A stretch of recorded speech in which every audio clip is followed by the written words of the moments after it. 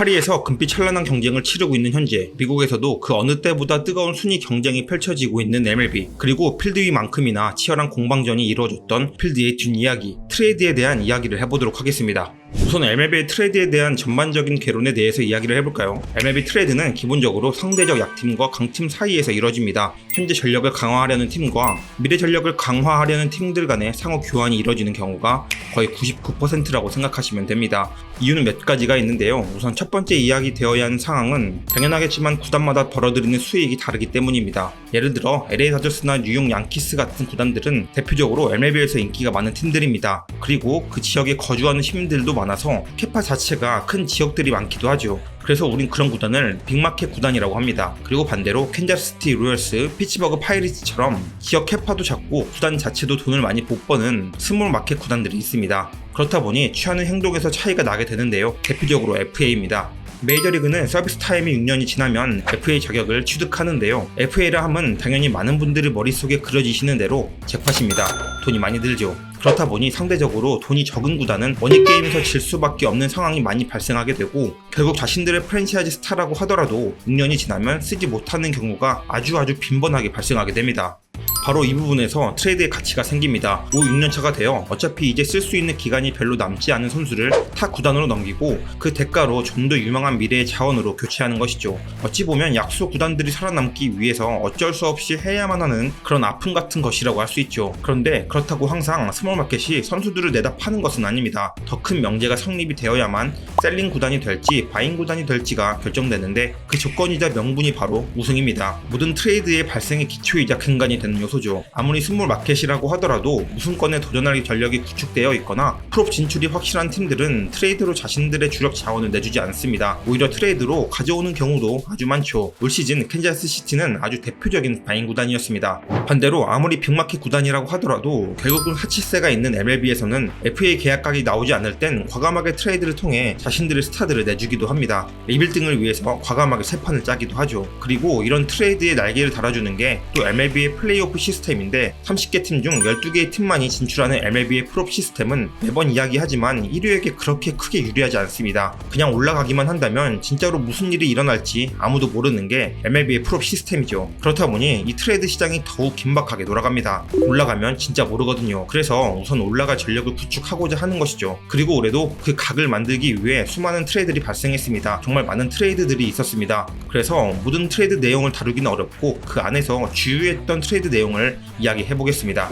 로열스는 꽤 큰 지불을 하면서 자신들의 약점인 불펜을 보강했습니다. 스몰 마켓인 그들은 자신들의 유망주를 엄청 귀중하게 생각하는데요. 자신들의 유망주 2위인 케이든 웰런스를 내주고 29살의 불펜 투수 헌터 하비 선수를 영입했습니다. ERA 4.53으로 지난 2년간 2점대의 팽대책을 기록한 것에 비하면 다소 부진하고 있던 헌터 하비인데요. 로열스의 프롭 진출에 힘이 되어줄지 두고 봐야 할 것 같습니다. 로열스와 마찬가지로 와일드카드 경쟁이 치열한 지난해 준우승 팀인 디백스도 자신들의 약점을 보강했습니다. 마이애미 말린스의 AJ 퍽 선수인데요. 마이애미에서 44이닝 동안 ERA 4.30을 기록해 전체적인 기록은 좋지 못하지만 레퍼토리 변경과 다시 순수 불펜으로 나오기 시작하면서 매우 좋은 성적을 기록하고 있었습니다. 최근 28번의 등판에서 ERA 2.08을 기록해 마이애미 핵심 불펜 자원이었습니다. 한편 이번 마켓에서 최대 셀링 구단은 템파베이 레이스였습니다. 그리고 그 중에서도 가장 주요했던 딜은 팀의 간판 스타 랜디 아로자레나 선수의 트레이드였을 것 같네요. 시애틀은 투수 강팀입니다. MLB 최고의 투수 강팀이죠. 하지만 타격은 젬병입니다. 팀의 간판이 되어줘야 하는 훌리오는 살아날 기미가 안 보이고, 개인적으로 예상했던 대로 스토브 리그에서 영입한 선수들은 별다른 힘이 되어주지 못하고 있습니다. 그래서 급히 수정 보완 작업으로 아로자레나 선수를 영입했죠. 아로자레나의 커리어 평균 WRC 플러스는 126입니다. 그리고 이 수치는 시애틀에선 가장 높은 순위입니다. 시애틀은 분명 이 거래에 만족할 것으로 보입니다.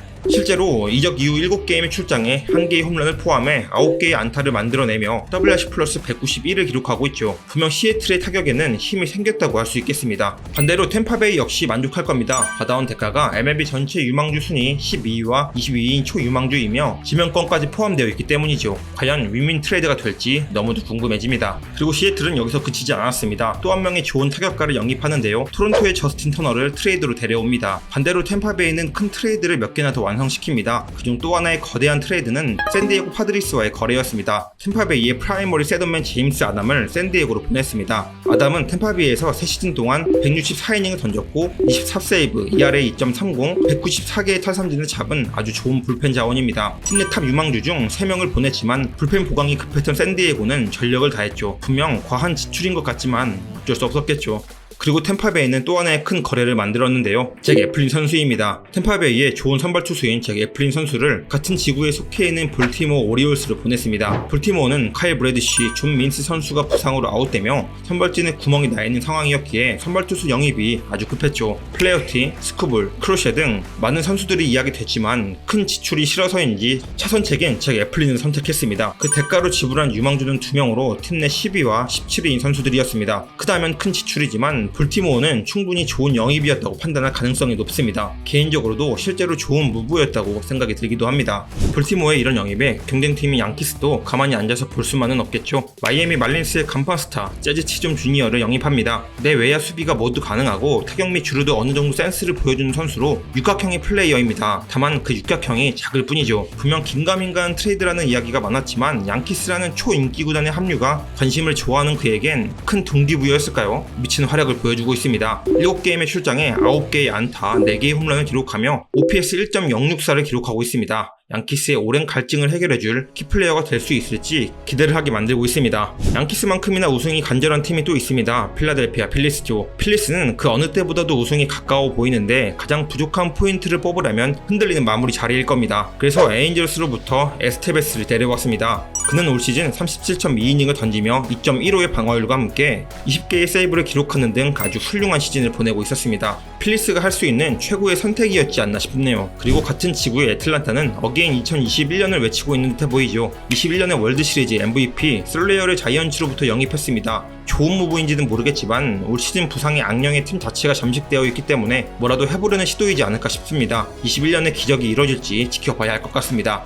한편 가디언즈는 워싱턴으로부터 외야수 레인 토마스를 영입했습니다. 좋은 오른손 강타자가 필요했던 클리브랜드는 적재적소의 선수를 영입했지만 유망주 3명의 이탈은 꽤 지출이 커 보이죠. 에스트로스도 마찬가지입니다. 선발 자원이 필요했기에 토론토로부터 키쿠치를 영입했습니다. 다만 올 시즌 115이닝을 던지는 중 4.75의 평자책을 기록하는 등 좋지 못한 모습을 보이고 있는 키쿠치를 데려오는데 팀 내 9위, 13위를 포함한 3명의 유망주를 보낸 건 너무 큰 게 아닌가 하는 이야기가 있죠.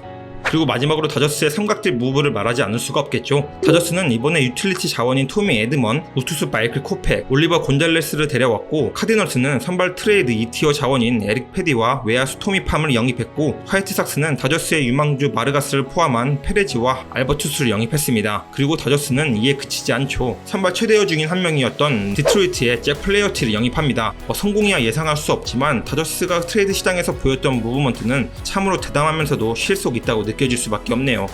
오늘 영상에서 언급한 트레이드는 트레이드 전체 내용 중 3분의 1 정도에 해당하는 내용입니다. 이 밖에도 정말 많은 거래가 있었습니다. 특히 로얄스를 많이 언급하지 않았지만 마이클 오렌젠, 풀 대용, 루카스 얼세그 등 아주 좋은 자원들을 영입했습니다. 개인적으로 가장 잘한 팀이지 않나 싶기도 하고요. 반대로 판매한 구단에서는 토론토와 템파베이를 뽑을 수 있겠는데 정말 잘 팔아제낀 것 같습니다. 특히 템파베이는 현재 보유한 선수들의 유망주 라인업도 그리 나쁘지 않거든요. 근데 이번에 또 한 다발 긁어 모았으니 다시금 템파베이의 팀색을 유지할 수 있게 되었다고 할 수 있겠습니다. 과연 이번엔 어떤 팀이 이 트레이드 시장에서 승자가 될까요? 트레이드의 결과는 당장 판단하는 건 의미가 없습니다. 끝까지 가봐야 알게 됩니다. 이번 시즌 끝에 어떤 팀이 끝까지 서 있게 될지 한번 지켜보시죠.